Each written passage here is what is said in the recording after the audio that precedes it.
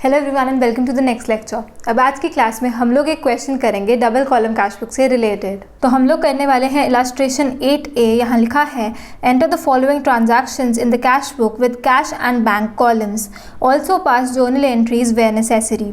2016 में ये ट्रांजैक्शंस हुई हैं। अप्रैल 1 को लिखा है कैश इन हैंड ₹6200 और साथ ही में लिखा है बैंक ओवरड्राफ्ट 18,500। तो अब कैश बुक का फॉर्मेट जो है वो मैंने ऑलरेडी बना लिया है। इसका फॉर्मेट ऐसे होता है, दो साइड रहती है, left side debit side, right side credit side. Debit side पे हमेशा हम टू करके लिखते हैं और क्रेडिट साइड पे हमेशा हम बाय करके लिखते हैं। इसके जो कॉलम्स होते हैं वो होते हैं date, particulars, voucher number, ledger folio, cash और बैंक, और फिर से date, particulars, voucher number, ledger folio, cash और बैंक। ऊपर हम लोग लिखते होते हैं कैश बुक और उससे ऊपर हम लोग लिख देते होते हैं in the books of a particular company. जिसकी भी बुक्स में हम लोग ये कैश बुक बना रहे हैं उसका यहाँ पर नाम आ जाता होता है। अभी यहाँ नाम नहीं दिया हुआ तो हमने वो चीज़ खाली रखी है। तो अब हमें ट्रांजैक्शंस दी हुई है 2016 की, तो हम लोग यहाँ पर बस लिख लेंगे 2016 और दूसरी साइड भी हम लोग लिखेंगे 2016। अब इसके नीचे हमें सिर्फ डेट लिखनी है और मंथ लिखना है। ईयर बार बार लिखने की हमें ज़रूरत नहीं पड़ेगी। डेट के लिए आप कोई भी फॉर्मेट यूज़ कर सकते हैं। तो अब अप्रैल 1 को हमें ओपनिंग बैलेंस दिया हुआ था कैश का। कैश का जो बैलेंस है वो हमें अच्छे से पता है, हमेशा डेबिट बैलेंस ही होगा। तो हम लोग गए डेबिट साइड और हम लोगों ने यहाँ पर लिखना है to balance brought down. Opening balance cash का उसको हम यहाँ पर रिकॉर्ड करने वाले हैं। डेट है 1 अप्रैल। कितना कैश पड़ा है हमारे पास 6200। तो हम लोग गए कैश वाले कॉलम में। बहुत ज़्यादा ध्यान रखना है, गलती से भी बैंक वाले कॉलम में कोई एंट्री नहीं करेगा। तो अब कैश वाले कॉलम में हम लोग लिखेंगे 6200। Opening balance cash in hand हमारे पास पड़ा हुआ है 1 अप्रैल को कितना, 6200 रुपीज़। तो हमने लिखा टू बैलेंस ब्रॉट डाउन और 6200। साथ ही में वहाँ लिखा हुआ था बैंक ओवरड्राफ्ट 18,500 रुपीज़। तो बैंक ओवरड्राफ्ट हमें अच्छे से पता है, नेगेटिव बैलेंस बैंक का मतलब कि क्रेडिट साइड एक्सीड कर रही है डेबिट साइड को। तो हम लोग जाएंगे इस साइड, क्रेडिट वाली साइड, क्योंकि क्रेडिट बैलेंस है। बैंक ओवरड्राफ्ट सिग्निफाई ही क्या करता है, नेगेटिव बैलेंस। बैंक का नेगेटिव बैलेंस कब होता है, जब उसका क्रेडिट बैलेंस हो। तो हम लोग गए इस साइड और हमने लिखा फिर से 1 अप्रैल बाय बैलेंस ब्रॉट डाउन। ध्यान रखना है कि ये वाली साइड टू साइड, ये वाली side by side. Opening balance के लिए भी याद रखना है कि बैलेंस ब्रॉट डाउन ही लिखा जाता है। तो यहाँ लिखा by balance brought down. Bank वाले कॉलम में हमने लिखना है 18,500, क्योंकि बैंक ओवरड्राफ्ट है हमारे पास कितना, 18,500 का मतलब कि क्रेडिट बैलेंस है बैंक का 18,500। तो सबसे पहले इंपॉर्टेंट चीज़ यहाँ पर ये आ गई कि बैंक का क्रेडिट बैलेंस भी हो सकता है, जो कि क्या होता है, bank overdraft which signifies negative balance of bank. April 2 को लिखा है received a cheque from Hari and paid it into bank on the same day 1300। तो अब नेक्स्ट ट्रांजैक्शन में हमें बता दिया है कि हमने एक चेक रिसीव किया है। किससे, हरी से रिसीव किया है और साथ ही में लिख दिया हमने उस चेक को सेम डे डिपॉजिट करवा दिया बैंक में। तो हमें अच्छे से पता है जिस दिन हम बैंक में डिपॉजिट करवा देते हैं चेक, उस दिन हम बैंक अकाउंट को डेबिट कर सकते हैं। इसकी जर्नल एंट्री क्या बनी, बैंक अकाउंट डेबिट टू हरी, क्योंकि उसने हमें पैसे जो देने थे वो दे दिए। साथ ही में हम बैंक अकाउंट को भी डेबिट कर पाए क्योंकि हमने उसी दिन चेक को डिपॉजिट करवा दिया। तो इन बैंक अकाउंट टू हरी। तो हम लोग गए यहाँ और हमने लिखा टू हरी कितने रुपए, बैंक वाले कॉलम के नीचे हरी के सामने हमने लिखना है 1300 रुपीज़। साथ ही में इसकी डेट भी लिखेंगे जो कि है 2 अप्रैल। नेक्स्ट ट्रांजैक्शन देखेंगे, अप्रैल 3 को यहाँ लिखा है received a cheque from Vinod. साथ ही में अप्रैल 5 को यहाँ लिखा है cheque receive from Vinod deposited into bank. तो अब अप्रैल 3 को क्या हो रहा है, हम एक चेक रिसीव कर रहे हैं विनोद से, लेकिन बाद में उसको डिपॉजिट करवाया है बैंक में, जो कि नेक्स्ट ट्रांजैक्शन में लिखा हुआ है। तो अप्रैल 3 को क्या होगा, चेक्स इन हैंड अकाउंट को हम लोग डेबिट करेंगे, ना कि बैंक अकाउंट को, क्योंकि डिपॉजिट हमने बाद में कराया है। तो ये वाली जो एंट्री हुई वो क्या हो गई, cheques in hand account debit to Vinod, क्योंकि बैंक अकाउंट को हम डेबिट नहीं कर सकते। तो हमें क्या करना पड़ेगा, जर्नल प्रॉपर में ये जर्नल एंट्री यहाँ पास करनी पड़ेगी। तो आप लोग बनाओगे जर्नल प्रॉपर, उसका प्रॉपर आप लोग फॉर्मेट भी बनाएंगे जर्नल का, date, particulars, ledger folio, debit in rupees और credit in rupees. Proper format बनाओगे, साथ ही में नरेशन भी लिखोगे हर जर्नल एंट्री पास करने के बाद। पर मैं यहाँ पर, क्योंकि बस जगह कम है, तो मैं ऐसी बस जर्नल एंट्री यहाँ पास करूँगी। तो इसकी जर्नल एंट्री क्या बनेगी, cheques in hand account debit to Vinod. कितने रुपए से? 3300 और 3300। तो मेरे पास जगह कम है तो मैं सही से डेबिट और क्रेडिट दूर दूर नहीं लिख पा रही। आपने प्रॉपर फॉर्मेट बनाना है जर्नल का और फिर ही ये वाली जर्नल एंट्रीज पास करनी है। साथ ही में आप लोग नरेशन भी लिखोगे, being check receive from Vinod, और साथ ही में आप लोग डेट भी लिखोगे इस ट्रांजैक्शन की, जो कि है 3 अप्रैल। अब अप्रैल 5 को लिखा है cheque receive from Vinod deposited into bank. तो अब हमारे पास जर्नल एंट्री क्या बन गई थी? Cheques in hand account debit to Vinod. Vinod वाला जो एसेट था वो ऑलरेडी हमारा खत्म हो चुका है। अब हमारे पास एसेट किस नाम से है? चेक्स इन हैंड अकाउंट के नाम से हमारे पास एसेट पड़ा हुआ है। अब उन्होंने क्या बोला? हमने डिपॉजिट कर दिया इस चेक को बैंक में। तो अब हमने डिपॉजिट कर दिया तो जर्नल एंट्री क्या बनेगी? बैंक अकाउंट को अब हम लोग डेबिट कर सकते हैं। जर्नल एंट्री बनी bank account debit to cheques in hand, ना कि विनोद। कोई भी ये गलती नहीं करेगा विनोद लिखने की कि यहाँ पर जाके लिख दें टू विनोद, गलत हो जाएगा आपका, क्योंकि वो वाला एसेट आपका ऑलरेडी खत्म हो गया है। अब एसेट किस नाम से खड़ा है? चेक्स इन हैंड के नाम से खड़ा हुआ है। तो जर्नल एंट्री बनेगी bank account debit to cheques in hand. तो हम लोग गए इधर इन बैंक अकाउंट, हम लोग यहाँ लिखेंगे to cheques in hand account. कितने रुपए से हमारा बैंक बैलेंस बढ़ेगा? जितने का चेक था 3300 रुपीज़ से हमारा बैंक बैलेंस बढ़ गया है। तो जर्नल एंट्री सोच के भी हम लोग यहाँ कैश बुक में रिकॉर्डिंग कर सकते हैं, या फिर हम लोग क्या कर सकते हैं, जब भी रिसिप्ट्स हो रही हैं कैश या बैंक की वो इधर आएगी, जब भी पेमेंट्स हो रही है कैश या बैंक की वो उधर जाएंगी। पर सही तरीका जर्नल एंट्री ही है, क्योंकि उससे हमें पता चलता है किस अकाउंट का नाम हमने यहाँ पर लिखना है। साथ ही में हम लोग इसकी डेट भी लिखेंगे यहाँ पर, जो कि है 5 अप्रैल। फिर से अप्रैल 5 को यहाँ लिखा है purchase goods and paid by cheque 20,000, और साथ में लिखा है फ्रेट पेड इन कैश ₹250। अब हमने गुड्स परचेज करे हैं और चेक के थ्रू हमने पेमेंट करी है कितनी? 20,000 रुपये। जर्नल एंट्री क्या बनी हमारी? Purchases account debit, goods purchase कर ला रहे हैं तो purchases account debit to bank, तो in bank account by purchases account. या दूसरा सोचने का तरीका, बैंक के थ्रू हम पेमेंट कर रहे हैं तो क्रेडिट साइड पर हम लोग आएंगे, पेमेंट वाली साइड पे आएंगे और हम लोग लिखेंगे बाय परचेजेज अकाउंट। कितने पेमेंट कर रहे हैं? 20,000 रुपये। साथ ही में इसकी डेट लिखेंगे जो कि है 5 अप्रैल। इसी ट्रांजैक्शन में आगे लिखा हुआ है कि फ्रेट भी हमने पे करी है, ब्रैकेट में लिखा है कैश में पे करी है कितने रुपए? 250 रुपीज़। तो अब फ्रेट हम पे कर रहे हैं कैश में, कैश पेमेंट हो रही है तो इस साइड गए पेमेंट वाली साइड और यहाँ लिखेंगे बाय फ्रेट अकाउंट। अब ध्यान रखना है कैश वाले कॉलम में हमने लिखना है, कैश में पे करी है फ्रेट तो कैश पेमेंट हुई है 250 आएगा कैश वाले कॉलम में इस साइड। इसकी भी डेट क्या है? 5 अप्रैल। अप्रैल 6 को यहाँ लिखा है sold goods for cash 12 to 20। तो अब कैश में हम लोग सेल कर आ रहे हैं गुड्स की, तो क्या होगा? Cash account debit to sales, receipt हो रही है कैश की तो यहाँ हम लोग जाएंगे रिसिप्ट साइड और यहाँ लिखेंगे टू सेल्स अकाउंट। कितना कैश आ रहा है हमारे पास? 12 to 20 रुपीज़। साथ ही में इसकी डेट भी लिखेंगे जो कि है 6 अप्रैल। साथ ही में आप लोग ऐसे भी कर सकते हैं, पर्टिकुलर्स के साथ यहाँ ब्रैकेट में आप लोग लिख सकते हैं रिसिप्ट्स और पर्टिकुलर्स के साथ यहाँ पर ब्रैकेट में आप लोग लिख सकते हैं पेमेंट्स। फिर से अप्रैल 8 को लिखा है सोल्ड गुड्स फॉर कैश ₹16,000। फिर से हम लोग कैश सेल्स कर आ रहे हैं तो कैश रिसिप्ट हो रही है, फिर से कैश वाले कॉलम के नीचे हमने लिखना है और यहाँ फिर से लिखेंगे टू सेल्स अकाउंट। कितने की सेल करी? कैश सेल 16,000 रुपये की हमने कैश सेल्स करी है। डेट लिखेंगे जो कि है 8 अप्रैल। 9 अप्रैल को यहाँ लिखा है sale proceeds of April 8 deposited into bank. अब ध्यान से पढ़ना है, यहाँ क्या लिखा है? हमने अप्रैल 8 को कैश सेल्स करी तो कैश हमने रिसीव कर लिया था कितना? 16,000 रुपये। किस कारण से किया था? क्योंकि हमने सेल्स करी थी। अब ये क्या बोल रहा है? ये जो कैश हमने रिसीव किया था इसको हमने डिपॉजिट कर दिया है बैंक में। मतलब कि ये सेल प्रोसीड जो थी 16,000 rupees, these 16,000 rupees have been deposited in bank. Deposited in bank देखते ही आपके दिमाग में क्या आना चाहिए?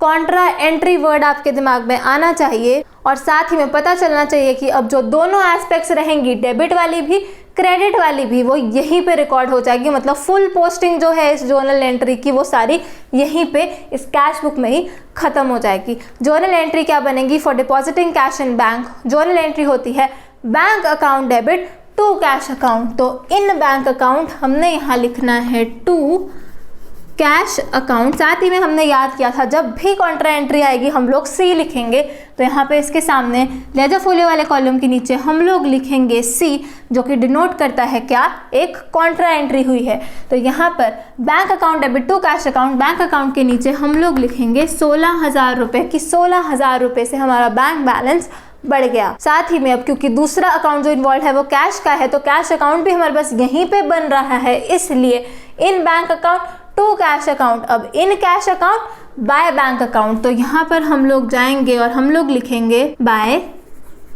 Bank account. फिर से इसके सामने हम लोग लिखेंगे यहाँ पर सी, और कैश वाले कॉलम के नीचे यहाँ पर हम लोग लिखेंगे 16,000 रुपीज़, मतलब कि 16,000 रुपीज़ से हमारा कैश कम हो गया, क्योंकि इसी कैश को तो हमने बैंक में डिपॉजिट करवा दिया है। हमने बहुत ज़्यादा दिमाग खोलकर हर एक क्वेश्चन करना होता है और बहुत ज़्यादा ध्यान से पढ़ना होता है कि ट्रांजैक्शन में लिखा क्या हुआ है।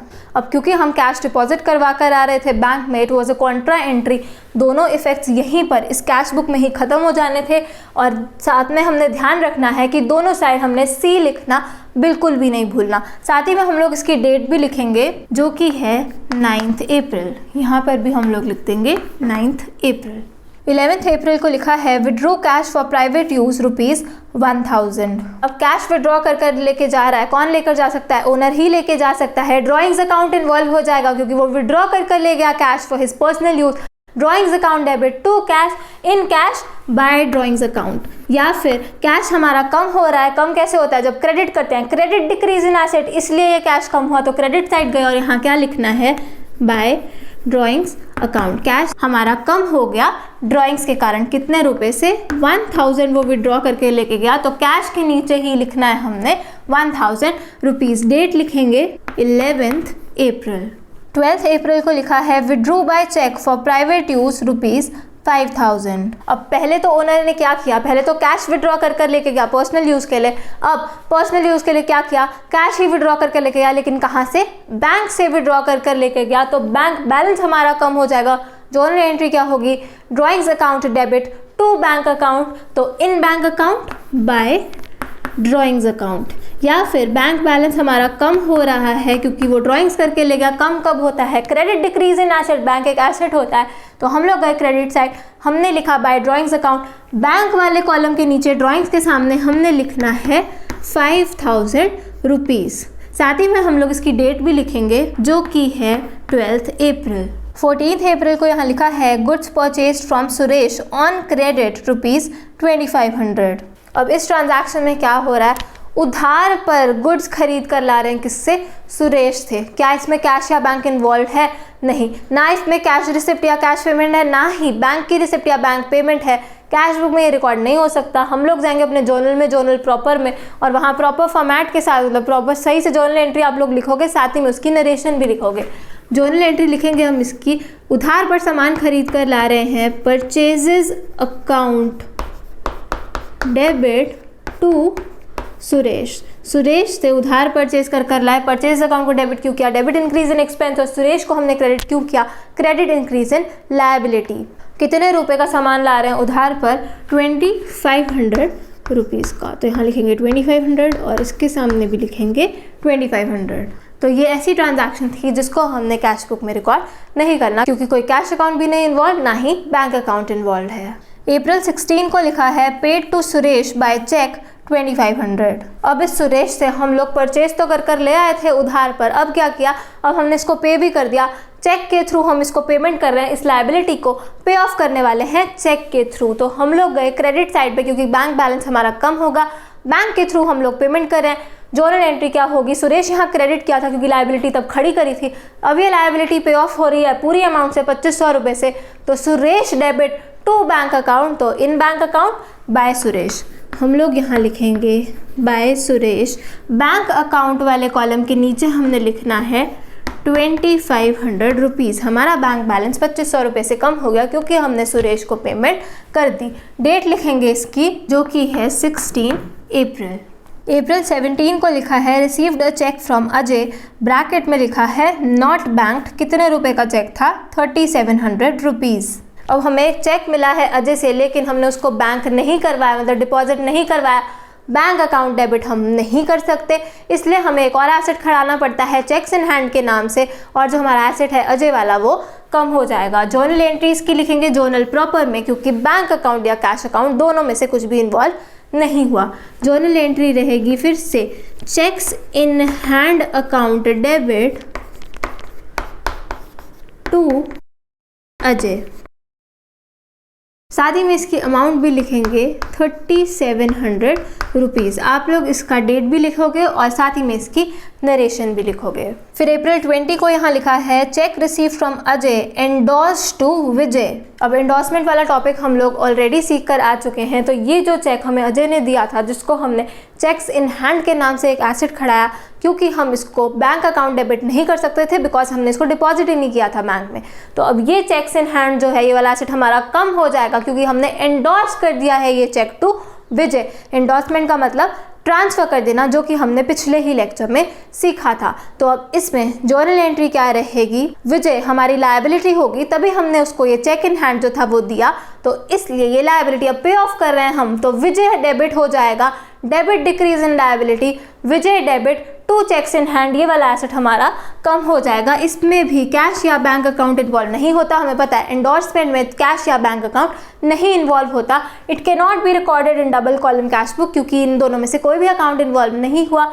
जर्नल प्रॉपर में जाके इसकी जर्नल एंट्री लिखनी है, जो कि रहेगी Vijay debit to cheques in hand account. कितने रुपए? 3700 रुपीज़। तो एंडोर्समेंट का मतलब होता है ट्रांसफ़र करना, दे देना। हमने ये वाला चेक्स इन हैंड वाला एसेट जो है वो हमारा कम हो गया, क्योंकि ये जो विजय हमारी पहले लायबिलिटी होगी, इसको हमने पे ऑफ कर दिया सीधा ये चेक देकर। तो जर्नल एंट्री हमारे पास बनी Vijay debit to cheques in hand. April 22 को लिखा है receive cheque from Mahesh and deposited it into bank ₹2700। अब महेश से हमें एक चेक मिला है और हमने इसको डिपॉजिट कर दिया है। तो डिपॉजिट कर दिया, इसका मतलब ही क्या है, हम बैंक अकाउंट को डेबिट कर सकते हैं। Bank account debit to Mahesh, हम लोग जाएंगे डेबिट साइड, क्योंकि हमारे को एक रिसिप्ट हो रही है बैंक में, तो हम लोग लिखेंगे यहाँ टू महेश कितने रुपीज़, 2700 रुपीज़ से हमारा बैंक बैलेंस बढ़ जाएगा, क्योंकि महेश ने हमें 2700 रुपीज़ का चेक दिया है, जो कि हमने डिपॉजिट भी करवा दिया बैंक में। डेट लिखेंगे इसकी 22 अप्रैल। अप्रैल 24 को लिखा है received cash ₹1000 and cheque ₹1200 for cash sales. तो अब हम लोग सेल्स कर आए हैं, 1000 रुपये हमें कैश के थ्रू मिल रहा है और 1200 रुपीज़ हमें बैंक में मिल रहे हैं। जर्नल एंट्री क्या रहेगी, cash account debit ₹1000, bank account debit ₹1200, to sales account ₹2200, उन दोनों का टोटल। तो जब भी हम जर्नल एंट्री सोचते हैं, हमें ध्यान रखना होता है the total of debit has to be equal to the total of credit. तो अब हम लोग गए रिसिप्ट साइड, क्योंकि हमें रिसिप्ट हो रही है, कुछ कैश में भी हो रही है, कुछ बैंक अकाउंट में भी हो रही है। यहाँ लिखेंगे टू सेल्स, क्योंकि सेल्स के कारण हो रही है वो रिसिप्ट। 1000 रुपीज़ तो हमें कैश में मिल रहे हैं और 1200 रुपीज़ हमें बैंक में मिल रहे हैं, तो 1200 रुपीज़ से हमारा बैंक बैलेंस बढ़ जाएगा। साथ ही में इसकी डेट लिखेंगे 24 अप्रैल।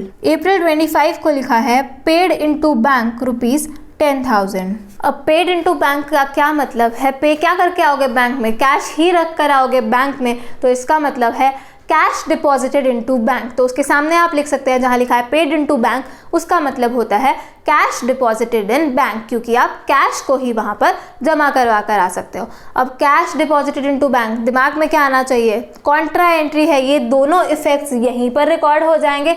साथ ही में हम लोग सी भी दोनों साइड लिखेंगे। तो bank account to cash account हमारी जर्नल एंट्री, तो इन बैंक अकाउंट हमने लिखा टू कैश अकाउंट, साथ ही में हमने लिख दिया सी, और साथ ही में बैंक अकाउंट हमारा बैंक बैलेंस बढ़ गया कितने रुपए से, जितना डिपॉजिट करवाया 10,000 रुपये हमने पे करे हैं बैंक में, तो 10,000 रुपये से हमारा बैंक बैलेंस बढ़ गया। साथ ही में दूसरा इफेक्ट भी यहाँ पे आ जाएगा, कॉन्ट्रा एंट्री है ये, तो in bank account to cash account, तो in cash account by bank account. Cash वाले कॉलम के नीचे हम लोगों ने लिखना है 10,000 रुपीज़, साथ ही में सी लिखना हमने नहीं भूलना। तो अभी तक 2 कॉन्ट्रा एंट्रीज आई हैं हमारे पास और दोनों ही जो थी वो डिपॉजिट से ही रिलेटेड थी। साथ ही में हम लोग इसकी डेट भी लिखेंगे जो कि है 25 अप्रैल। यहाँ पर भी हम लोग लिख देंगे 25 अप्रैल।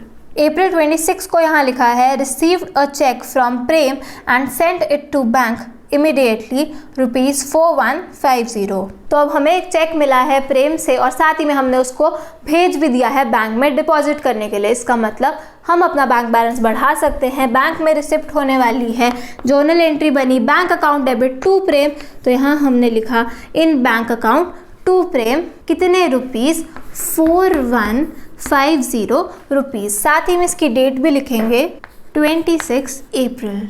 अप्रैल 28 को लिखा है bank notifies that Prem's cheque has been dishonoured, bank charge ₹20 on this cheque. तो अब आगे क्या लिख दिया इन्होंने, ये जो प्रेम का चेक था हमने सोचा था, हमने डिपॉजिट करवा दिया, हम अपना बैंक बैलेंस बढ़ा चुके थे पिछली ही ट्रांजैक्शन के कारण, लेकिन अब उन्होंने क्या लिख दिया, ये जो प्रेम का चेक था ये डिसऑनर हो गया, मतलब it was not honoured, it was not cleared, मतलब कि हमने ये बैंक बैलेंस गलत बढ़ा लिया है। असल में हमारा बैंक बैलेंस बढ़ा ही नहीं है क्योंकि उसके इनसफिशिएंट फंड्स थे या due to any reason, cheque post dated था या कोई भी रीज़न हो सकता है कि ये वाला जो चेक था इट वाज नॉट ऑनर्ड, वो क्लियर हो ही नहीं पाया। हमने अपना बैंक बैलेंस लेकिन बढ़ा लिया, तो अब इस बैंक बैलेंस को हमें कम करना पड़ता है। उल्टी जर्नल एंट्री पड़ जाती होती है in the case of dishonour, वो जो एसेट है वो फिर से खड़ा हो जाता है जो कि क्या था, Prem debit to bank account. Bank balance हमने बढ़ा लिया था, फिर से कम करना पड़ेगा क्योंकि चेक तो क्लियर हुआ ही नहीं है। तो जर्नल एंट्री क्या बनी, प्रेम डेबिट टू बैंक अकाउंट, तो इन बैंक अकाउंट हमने लिखना है बाय प्रेम। तो ये चीज़ हमें अच्छे से पता है कि डिसऑनर जब होता है चेक, उल्टी जर्नल एंट्री पास हो जाती है बिकॉज हमने गलती से बैंक अकाउंट को हमने बढ़ा लिया होता है, बैंक बैलेंस बढ़ा लिया होता है, असल में वो चेक ऑनर हुआ ही नहीं, वो क्लियर ही नहीं हुआ, तो बैंक बैलेंस नहीं बढ़ना होता, तो बैंक बैलेंस हमें कम करना पड़ जाता है और वो वाला जो एसेट होता है, वो जो डेटर होता है, वो फिर से लायबल हो जाता है हमें पैसा देने के लिए। लेकिन उसने साथ में क्या लिखा है, ₹20 were charge extra on this cheque, क्योंकि अब ये डिसऑनर हो गया चेक तो बैंक ने ₹20 एक्स्ट्रा इसमें चार्ज कर लिए। तो वैसे तो हमारा ये जो एसेट था वो कितने रुपए का था, 4150 इस प्रेम ने हमें देने थे, लेकिन अब ये लायबल है हमें 4150 देने को नहीं, ₹20 भी जो बैंक हमसे चार्ज कर रहा है वो भी हम इसी से चार्ज करेंगे क्योंकि इसके कारण ही जो बैंक में ये जो चेक था ये क्लियर नहीं हो पाया, वो डिसऑनर हो गया। तो डिसऑनर के जो चार्जेस बैंक ने हमें चार्ज किए वो भी हम इस प्रेम से ही लेंगे। तो यहाँ पे इम्पॉर्टेंट चीज़ क्या है, यहाँ पे 4150 से आप प्रेम का जो एसेट है, प्रेम नाम से जो एसेट है वो नहीं बढ़ाओगे, आप उसे बढ़ाओगे कितने रुपए से, 4150 प्लस 20, साथ ही में ये जो आपका बैंक बैलेंस है वो कितने रुपए से कम हो जाएगा। वैसे तो 4150 से होता अगर नॉर्मल उन्होंने कुछ भी ना लिखा होता, लेकिन उन्होंने लिख दिया ₹20 बैंक ने आपके चार्जेस भी काट लिए, तो अब 4150 प्लस ₹20 ₹4170 से आपका बैंक बैलेंस कम होगा।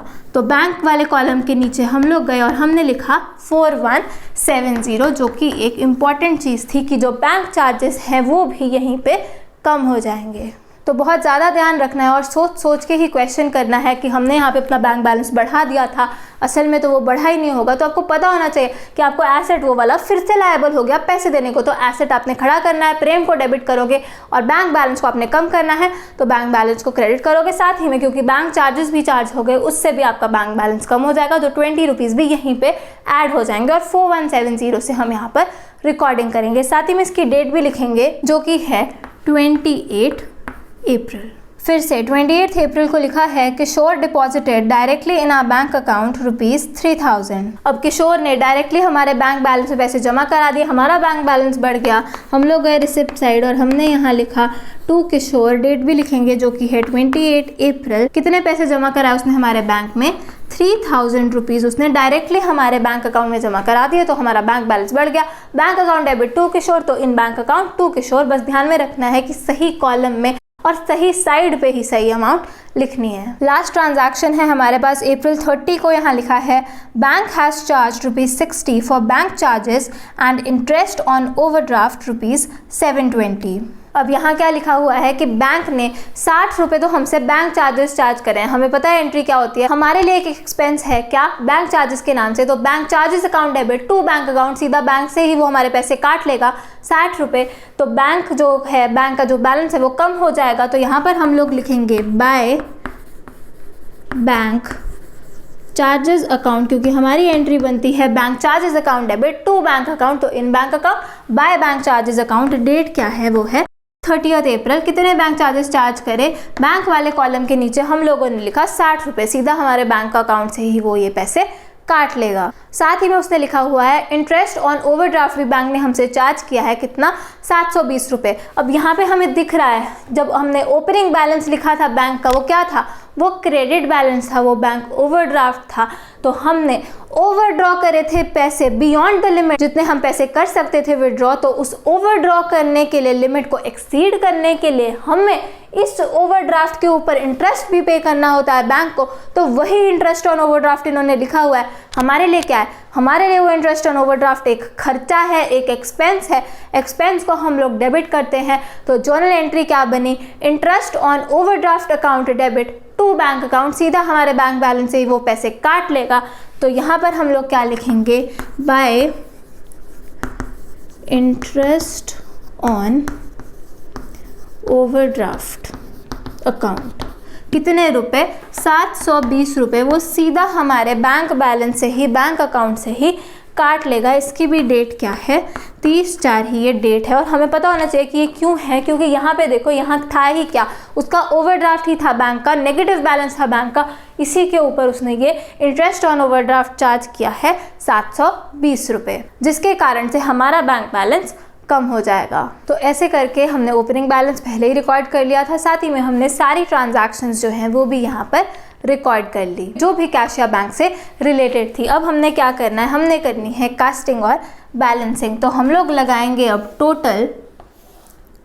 हमें अच्छे से पता है कि जो हायर टोटल होता है वही हमने दोनों साइड लिखना होता है। तो कैश का तो हमें अच्छे से पता है, हायर टोटल होगा ही कौन सा, डेबिट साइड का हमेशा हायर टोटल होगा। ज़्यादा से ज़्यादा क्या हो सकता है कि डेबिट साइड और क्रेडिट साइड का टोटल सेम हो जाए। तो डेबिट साइड का टोटल देखेंगे, यहाँ क्या आ रहा है, मैं यहाँ पर कॉपी कर रही हूँ। तो डेबिट साइड का टोटल आ रहा है 35,420 रुपीज़। तो यहाँ पे मैंने लिखा 35,420, और यही वाला टोटल जो होता है दूसरी साइड भी हमने लिखना होता है, हायर टोटल। तो यहाँ पर भी मैंने लिखा 35,420 रुपीज़। और अब हम अगर बैंक अकाउंट को देखें तो हमें दिख रहा है कि जो क्रेडिट साइड है उसका टोटल ज़्यादा है। आप लोग दोनों साइड का टोटल पहले कैलकुलेट करके कहीं रफ में लिख सकते हो, और जिस साइड का भी टोटल ज़्यादा है वही हमने दोनों साइड्स लिखना होता है। तो मुझे दिख रहा है कि क्रेडिट साइड का ही टोटल ज़्यादा है। तो अब मैं देख लेती हूँ कि क्रेडिट साइड का टोटल क्या है।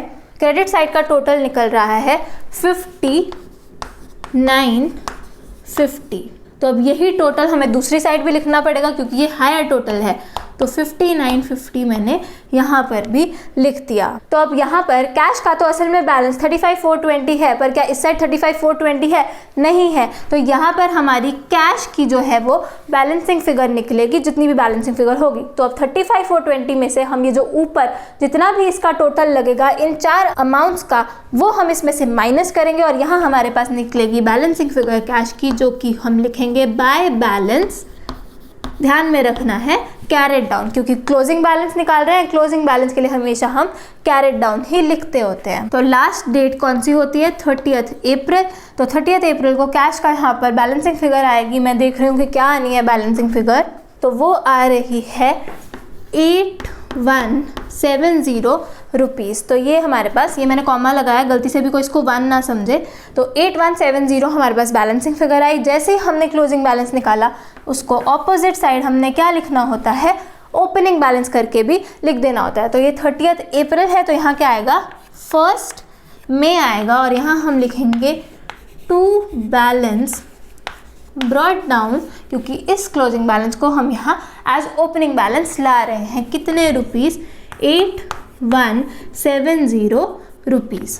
तो अब कैश अकाउंट हमारा बैलेंस हो गया। आज के दिन हमारे पास क्या है, कितना कैश है, कैश का हमारा डेबिट बैलेंस ही होना चाहिए। डेबिट बैलेंस ही आया कितना, 8170 रुपीज़। और अब हम लोग बैंक अकाउंट की भी बैलेंसिंग कर लेंगे। इस साइड का तो एक्चुअल में टोटल है 5950, लेकिन इस साइड का एक्चुअल में टोटल 5950 नहीं है। तो यहाँ पे हमारे पास आएगी बैंक के लिए बैलेंसिंग फिगर, जो कि क्या होगी, टू बैलेंस, फिर से ध्यान रखना है क्या, कैरिड डाउन, क्योंकि ये इसका क्लोजिंग बैलेंस है और डेबिट साइड लिखा है तो 2 ही होगा यहाँ पर। तो 2 और बाय का बहुत ध्यान रखना होता है, साथ ही में ब्रॉड डाउन और कैरिड डाउन का भी बहुत ज़्यादा ध्यान रखना होता है। डेट फिर से लिखेंगे जो कि होगी 30 अप्रैल। बैलेंसिंग फिगर में देख लेती हूँ क्या निकल रही है।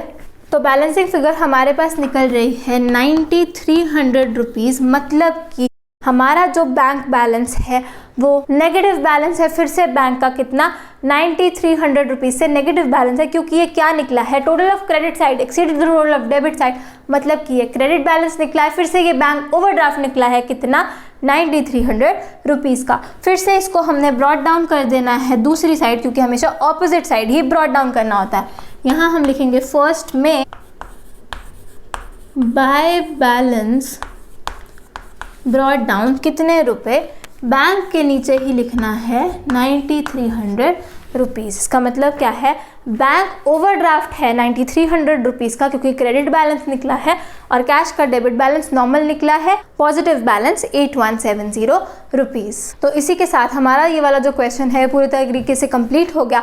हमने इस कैश बुक को बैलेंस भी कर लिया और साथ ही में हमने बैलेंसेस भी निकाल लिए। क्लोजिंग बैलेंसेस को नेक्स्ट पीरियड के लिए हमने ब्रॉड फॉरवर्ड भी कर दिया एज ओपनिंग बैलेंसेस। तो ये होता है topic double column cash book का। इसमें मेन ध्यान यही रखना होता है कि कैश और बैंक, सिर्फ अगर ये दो चीज़ें किसी जर्नल एंट्री में आ रही हैं वही यहाँ पर रिकॉर्ड होगी, वही वाली एस्पेक्ट यहाँ पर रिकॉर्ड होगी। और साथ ही में ध्यान रखना होता है अगर कॉन्ट्रा एंट्री आ गई हमारे पास जो कि होगी कैश डिपॉजिट या फिर कैश विड्रॉल की, तो वहाँ पर जो पूरा पोस्टिंग होती है वो दोनों साइड्स में पूरी हो जाती होती है, क्योंकि पूरा कैश अकाउंट भी यहाँ पर बन रहा है और पूरा बैंक अकाउंट भी यहाँ पर बन रहा होता है। साथ ही में हमने सी भी लिखना होता है और साथ ही में जब डबल कॉलम कैश बुक का हम लोग क्वेश्चन कर रहे हैं हमें बहुत ज़्यादा ध्यान रखना होता है कि टू साइड लिखनी है कोई चीज़ की, बाय साइड लिखनी है। साथ ही में हमें ध्यान रखना होता है कि जो अमाउंट है वो हम सही कॉलम में लिखें, गलती से भी कैश और बैंक वाली अमाउंट को हम इंटरचेंज ना करें। और लास्ट चीज़ हमने चेक करना है कि द नंबर ऑफ सीज जो हमने लिखे हैं दोनों साइड वो सेम हो।